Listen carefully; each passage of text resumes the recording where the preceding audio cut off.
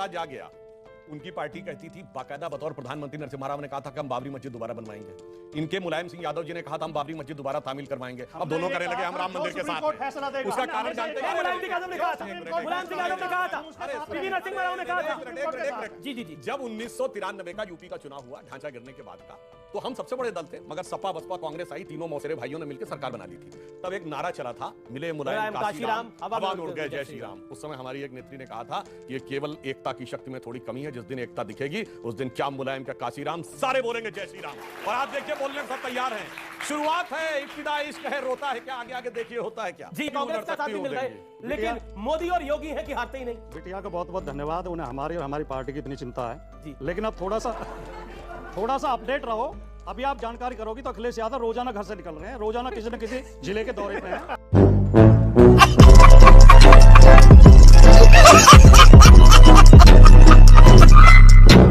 Hi friends, स्वागत है आपका रैंडम न्यूज़ दुनिया चैनल पर। आज हम इस वीडियो में देखेंगे कि कांग्रेस जो पहले बस अपने वोट के लिए मुसलमानों के लिए काम करती थी, आज वो राम और राम राज्य की बात कर रही है। सुधांशु ने डिबेट में समाजवादी और पप्पू के प्रवक्ता को ऐसा धोया कि इनकी बत्ती गुल हो गई। आज हिंदू से कितना प्यार है कांग्रेस और समाजवादी को, ये बताते फिर रहे हैं। तो चलिए ये वीडियो देखते हैं, और चैनल को सब्सक्राइब नहीं किया है तो कर लीजिएगा।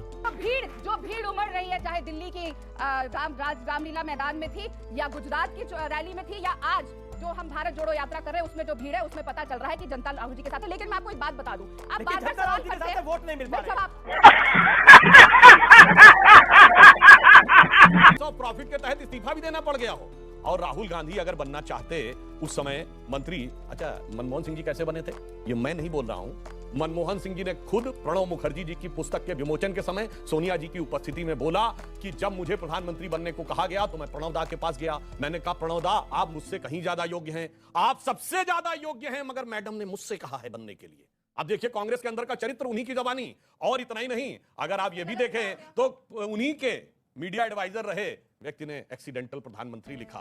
तो उनके साथ क्या कुछ हुआ, उन्होंने मनमोहन सिंह जी को बनाया मनमोहन सिंह जी को। ये सबको समझ में आ गया कि उन्होंने क्या बताया। जी जी जी, मैं रह लूंगा। अब और सवाल देखिए, बड़े सारे हाथ खड़े हो रहे हैं। जी जी जी जी, देखिए ये बड़े व्याकुल है, पहले पूछ ले, नहीं तो किसी और को पूछने नहीं देंगे। सर राधिका जी से मेरा एक सवाल है, 60 साल में कश्मीर को जोड़ नहीं पाए, आज भारत जोड़ो कैसे करेंगे? कश्मीर अच्छा हुआ पूछा, इन्होंने धारा हटा दी, लेकिन आज भी 100 दिन से ऊपर हो चुके हैं। कश्मीरी पंडित स्ट्राइक पे बैठे हैं, अपनी जान की सुरक्षा की भीख मांग रहे हैं, लेकिन ये चुप बैठे। इन्होंने वादा किया था ना, जब धारा हटेगी तो कश्मीरी पंडित वापस जाएंगे। कितने वापस गए? जो वहां रहते हैं उनकी भी सुरक्षा नहीं कर पाए। आज भी टीचर मारे जाते हैं, कश्मीरी पंडित हर रोज मारे जा रहे हैं, और वो बैठे हैं। उनको एक कमरे के अंदर बंद कर दिया गया जब उन्होंने कहा कि हम खुद छोड़ के जा रहे हैं, आप हमारी मदद नहीं कर रहे, तो वहां पे एक कैंप के अंदर बंद कर दिया। ये तो हालात कश्मीर के हो गए, ऐसे हालात हमारे टाइम नहीं थे।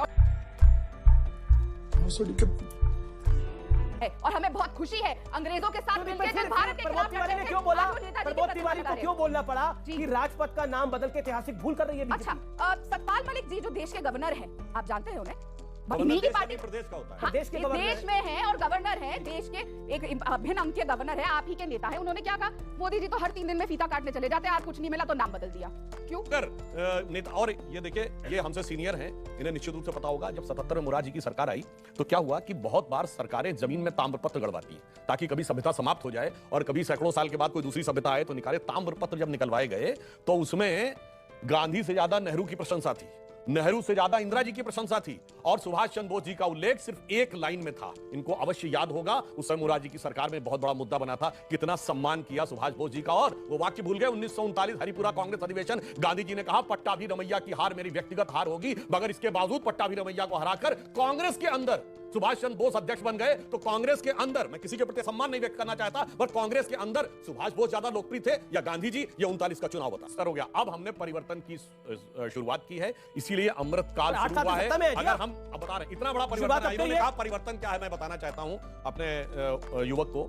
ये बताइए, जिस समय हमारी सरकार नहीं थी 2014 से पहले, याद करिए, दिल्ली में धमाके होते थे, बंबई, जयपुर, नागपुर, गुवाहाटी, लखनऊ, बनारस, बेंगलोर, चेन्नई, हैदराबाद, चलती ट्रेन में धमाका, चलती बस में धमाका, रेलवे प्लेटफॉर्म पे लिखा रहता छूना नहीं, बम विस्फोट हो जाएगा। उसके बाद अफजल हालात का मारा था, उसके बाद याकूब मेनन की जुडिशियल किलिंग थी, उसके बाद हाफिज साहब था, ओसामा जी था, जाकिर शांति का मसीहा था, इशरत जहां बेटी थी। अब ऐसा कुछ दिखता है? ये शुरुआत है बदलाव की। कम से कम सबसे पहले सुरक्षा का आभास तो होना चाहिए। अब ना ऐसे पोस्टर दिखते हैं, ना ऐसे धमाके। अब दक्षिण कश्मीर के 4 जिलों तक उसको हम सीमित करने में सफल हुए हैं और आने वाले समय में हम उस पर भी प्रभावी नियंत्रण लाने में सफल होंगे। और एक मिनट, पूरी बात।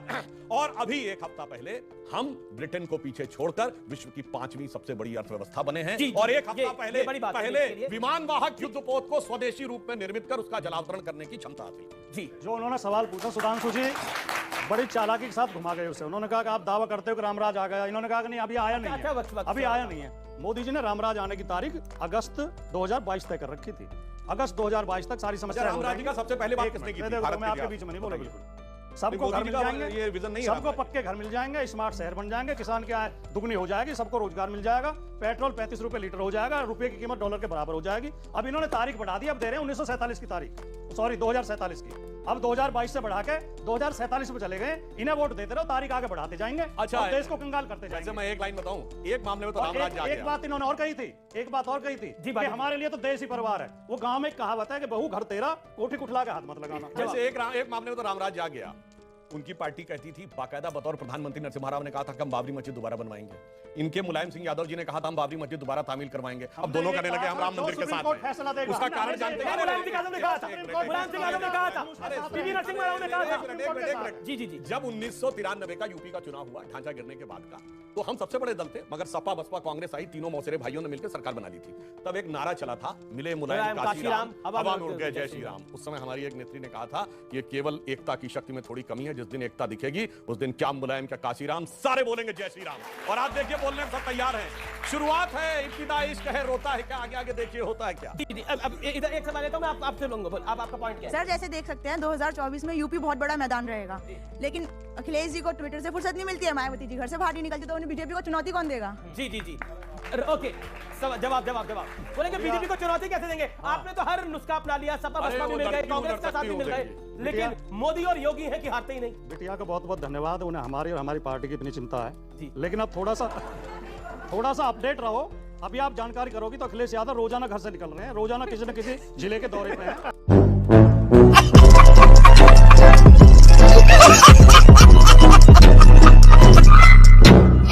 रोजाना जा रहे हैं और हम 24 में इन्हें हरा देंगे, चिंता मत करो। जी, अजय लोग, राहुल जी भी सड़क पर आ रहे हैं और अखिलेश जी भी सड़क पर घूम रहे हैं। सुनिए, अरे भैया, ना अपना गढ़ बचा यानी आजमगढ़, ना आजम का गढ़ बचा, अब भैया हरा देंगे। बाप राहुल जी को बीजेपी सड़क पर ले आई है, मतलब अब उनको भी यात्रा निकालनी पड़ रही है, अखिलेश जी भी घूम रहे हैं। क्या आपको लगता है कि वाकई मजबूर कर दिया नरेंद्र मोदी ने राहुल गांधी को 5 महीने देश में रहने के लिए? 150 दिन 3600 किलोमीटर की पद यात्रा, 150 दिन 3600 किलोमीटर की पद यात्रा आज तक किसी भी पॉलिटिकल पार्टी में नहीं करी है। उस वजह से इधर से कोई फुदकेगा, बोलने दीजिए, इधर से कोई फुदकेगा, उधर से कोई फुदकेगा, बिल्कुल। और जिस तरीके से, अरे मोदी जी क्या मजबूर करेंगे? मोदी जी इस समय देश को मजबूर कर दिए हैं, क्योंकि पैदा होने से लेकर मरने तक, कफन तक पे इन्होंने टैक्स लगा दिया। मजबूर तो देश का इंसान हो गया है। मैं एक दोहा कहूंगा जी, और अच्छा दोहा कहूंगा, मुझे लगता है कि लोग समझ जाएंगे। घाटे घाटे सब घूमत था, पानी पूछत न कोई, घाटे घाटे सब घूमत था, पानी पूछत न कोई, लक्षण ऐसे प्रकट हैं, आपस में सटत न कोई।